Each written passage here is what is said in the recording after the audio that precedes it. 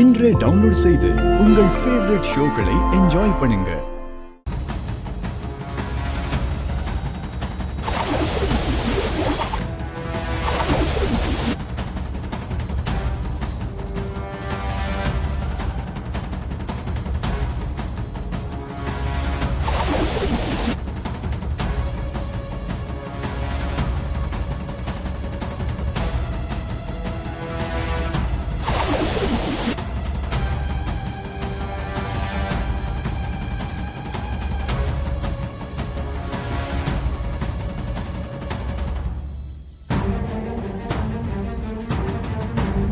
என்ன சார், உள்ள சிலை கிடைச்சதா? இல்ல சார், உள்ள எதுவும் கிடைக்கல சார்.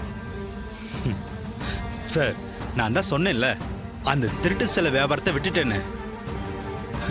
சார், நீங்க எவ்வளவுதான் தேடினாலும் இங்க எதுவுமே கிடைக்காது சார். ப்ளீஸ் சொன்னா புரிஞ்சுக்கோங்க சார். நான் இப்ப திருந்தி வாழ்ந்துகிட்டு இருக்கேன் சார். என்ன நீங்க இப்படிலாம் அசிங்கப்படுத்தாதீங்க. டேய், இங்க சிலை கிடைக்காதனால நீ உத்தமனாயிர முடியாது. சிலை கிடைக்கட்டும், அப்புறம் இருக்க உனக்கு. வாங்க சார், போலாம். Okay sir. சார், நீங்க சொன்ன மேடம் இங்க தான் இருக்காங்களா? ஆமா சார், இங்க தான் இருக்காங்க. உங்க மேடம் சொன்னா சினிமால பாடுறதுக்கு சான்ஸ் கிடைச்சிரும்ல? சார், எங்க மேடத்தை பத்தி நீங்க என்ன நினைச்சீங்க? அவங்களுக்கு ஏஆர் ரஹ்மான், ஹாரிஸ் ஜெயராஜ், ஜிவி பிரகாஷ், அனிருத்னு எல்லாரையும் தெரியும். அவங்க கிட்ட ஒரு வார்த்தை சொன்னா போதும், அடுத்த நிமிஷமே நீங்க சினிமால பாடி பெரிய ஆளா இல்லலாம். என்ன சார் சொல்றீங்க? உங்க மேடத்துக்கு அவ்வளவு செல்வாக்கு இருக்கா? அவங்க செல்வாக்க உள்ள வந்து பாருங்க, நீங்க பிரமிச்சு போயிடுவீங்க. சார், என் தகுதிக்கும் திறமைக்கும் நான் எப்பயோ பாடகன் ஆயிருக்கணும். ஆனா என் பேட் லக் அது நடக்காம போயிடுச்சு. உங்க மேடம் மூலமா தான் நான் பெரிய சிங்கர் ஆகணும்னு விதி இருக்கிறப்ப அதை யாரால மாத்த முடியும்? சரி, வாங்க போலாம்.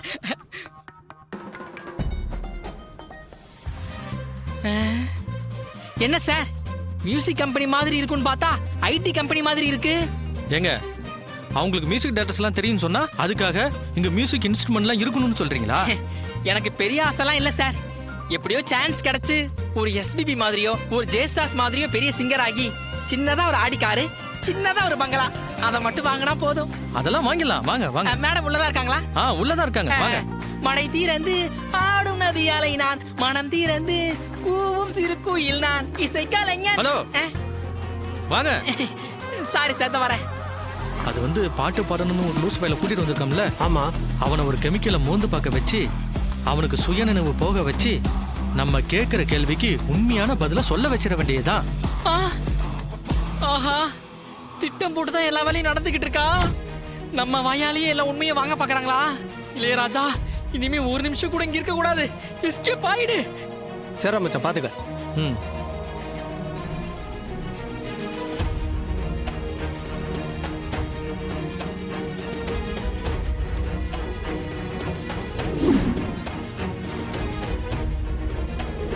இவ்வளவு நேரம் ஆகி உள்ள என்ன பண்றான் பாப்போம்.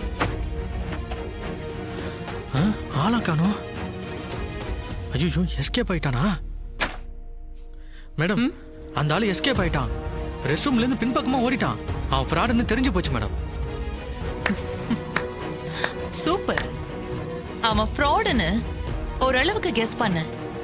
இப்போ அது கன்ஃபார்ம் ஆயிடுச்சு. அவன் போனா போறான், விடுங்க. சரிங்க மேடம்.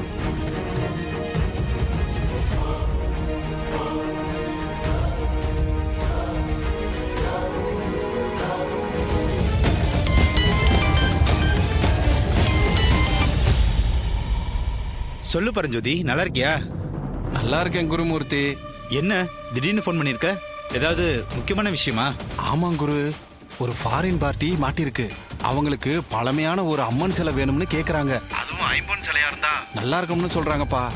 பணம் எவ்வளவு வேணாலும் தரேன்னு சொல்றாங்கப்பா. அப்படி ஏதாவது உங்ககிட்ட அம்மன் சிலை இருக்கா? இருந்தா சொல்லுப்பா, நல்லா துட்டு பார்க்கலாம். இவன் சொல்றத நம்பலாமா வேணாமான்னு தெரியலையே. ஒருவேளை அந்த சிவனாண்டி சொன்ன மாதிரி இது அந்த ராஜாவோட வேலையா இருக்குமோ? அவன் தான் போலீஸோட சேர்ந்து ஏதாவது பிளான் பண்றானா? எதுக்கு நம்ம சேஃபா இருக்கிறது தான் நல்லது.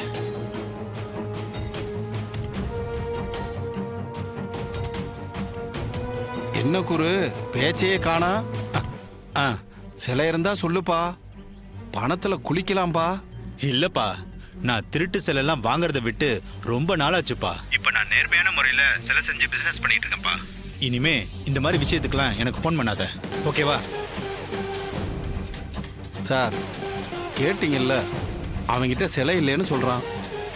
இந்த மாதிரி கடத்தல் பிசினஸையே செய்யறது இல்லைன்னு சொல்றான். அவங்கிட்ட உண்மையிலேயே சிலை இருக்காதுன்னு நினைக்கிறேன். இல்ல, சிலை அவன்கிட்ட தான் இருக்கு. எப்படிப்பா அவ்வளவு உறுதியா சொல்ற? குருமூர்த்தி கிட்ட ஒரு சிலை இருக்கான்னு கேட்டப்போ அவன் உடனே இந்த பதிலும் சொல்லல. ஆமா, கொஞ்ச நேரம் யோசிச்சு தான் இல்லைன்னு சொன்னான். கண்டிப்பா சிலை அவன்கிட்ட தான் இருக்கணும். ஓகே கார்த்தி, இப்ப நம்ம என்ன பண்றது? அவங்ககிட்ட இருந்து சிலை எப்படி மீட்கிறது? இதுக்கு மேல எப்படி கேட்டாலும் உண்மையை சொல்ல மாட்டான் சார். இது வேற மாதிரி தான் டீல் பண்ணணும். சொல்லுங்க சார், இப்ப நான் என்ன பண்ணணும்? சரி, நீ விற்க போற பார்ட்டி யாரு? அது ஒரு சவுத் ஆப்பிரிக்கா பார்ட்டிப்பா. ஹோட்டல் அசோகல தான் தங்கியிருக்கான். நாளைக்கு காலையில 7 மணிக்கு வரேன்னு சொல்லியிருக்கான். அப்போ பணத்தை வாங்கிட்டு சிலையை வித்துற வேண்டியதா? சவுத் ஆப்பிரிக்கா பார்ட்டிங்கிற? அவனை நேர்ல பாத்திருக்கியா? பார்த்தது இல்லப்பா. வேற ஒரு கஸ்டமர் மூலமா தான் போன்ல பேசி வியாபாரத்தை முடிச்சேன். ஆளை நேர்ல பார்த்தது இல்ல. இது இல்லீகல் பிசினஸ் ஆச்சேப்பா.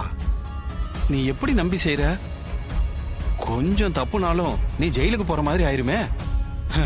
இந்த பிசினஸ்ல வெளியாளுங்க அவ்வளவு சீக்கிரமா உள்ள வந்துட முடியாது. அதோட நம்ம ட்ரிக்ஸ் வெளியாளுங்களுக்கு தெரிய போறது இல்ல. இப்ப என்கிட்ட ஒரு பாதி 10 ரூபா நோட்டு இருக்கு. மீதி பாதி இருக்கிற 10 ரூபா நோட்டை அந்த ஆப்பிரிக்கன் கொண்டு வந்து கொடுத்தா நான் சிலையை கொடுக்க போறேன். ஓ, இல்லைன்னா கொடுக்க மாட்டேன். அவ்வளவுதான்.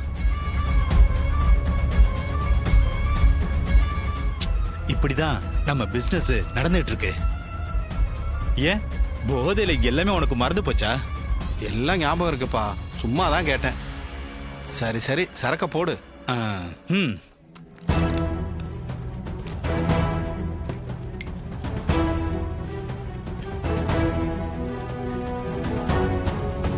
ஏப்பா, அப்ப சில நாளைக்கு தான் கை மாற போகுதா? சொல்லு ராஜா. ரேவதி, நம்ம தேடிட்டு இருக்க சிலை எங்க இருக்குன்னு தெரிஞ்சிருச்சு. நாளைக்கு காலையில சிலையோட அங்க வந்துருவோன்னு பாட்டி கிட்ட சொல்லிடு. அப்படியா? ரொம்ப சந்தோஷம். சிலை எங்க இருக்கு? அதெல்லாம் நான் உனக்கு அப்புறமா சொல்றேன். இந்த விஷயத்தை மட்டும் பாட்டி கிட்ட சொல்லிடு. வச்சிட்டுமா? சரி. பாட்டி, சிலை இருக்கிற இடம் ராஜாக்கு தெரிஞ்சிருச்சான். நாளைக்கு காலையில சிலையோட வருவேன்னு சொல்லிருக்காரு.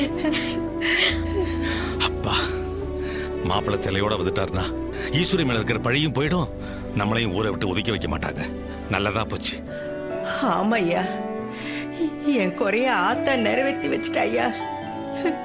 நாளைக்கு என் பேரு காணாம போன சிலையோட இங்க வந்துருவான். நாம பந்தக்கால் நட்டுருவோம், காப்பு கட்டிடுவோய்யா. நல்லபடியா இந்த கும்பாபிஷேகத்தை நடத்திடுவோய்யா. முருகா, எங்களை காப்பாத்தி கொடுத்துட்டேயா, எங்களை காப்பாத்தி கொடுத்துட்ட ஐயா. ஆமா பாட்டி, ராஜா வந்தா எல்லா பிரச்சனையும் சால்வ் ஆயிடும்.